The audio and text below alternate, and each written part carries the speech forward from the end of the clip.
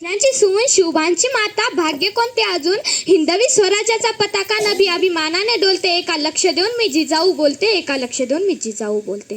तो काळ फार धामधुमीचा होता. महाराष्ट्रात चौबाजूने शत्रूने वेढला गेला होता.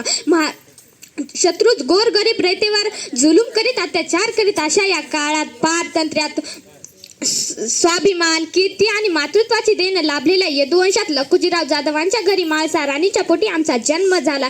4 भावंडांच्या पाठीवर हे कन्यारत्न जन्माला आले म्हणून हत्तीवरून साखर वाटली. आजच्या माझ्या बहिणींनो मातांनो, तुम्ही स्वतः किती जणी आपल्या मुलीचं स्वागत खुल्या मनाने करता. हत्तीवरून साखर वाटण्याचा काळ गेला हो, पण आपल्या मुलीचे स्वागत करणाऱ्या माताही खूप कमी आहेत. ही खंत आज मी व्यक्त करते. आमच्या मातोश्री माळसा राणीने आम्हाला 6 वर्षाचे ज्ञान दिले. आमच्या मनात तयार झालेली हिंदवी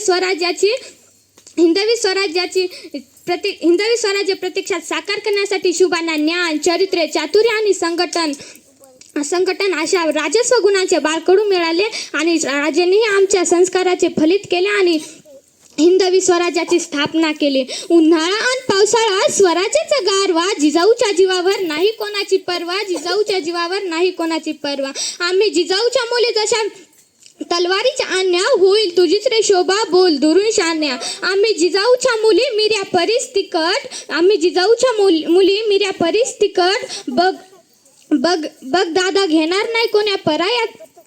आम्ही जिजाऊच्या मुली मिऱ्या परीस तिकट, बघ दादा अब जाईल रे फुकट. आम्ही जिजाऊच्या मुली जशा तलवारीच्या धारा, आम्ही जिजाऊच्या मुली जशा तलवारीच्या धारा, बघ दादा घेणार नाही कोण्या परायाचा वारा. उन्हाळा आणि पावसाळा स्वराज्याचा गारवा, जिजाऊच्या जीवावर नाही कोणाची परवा.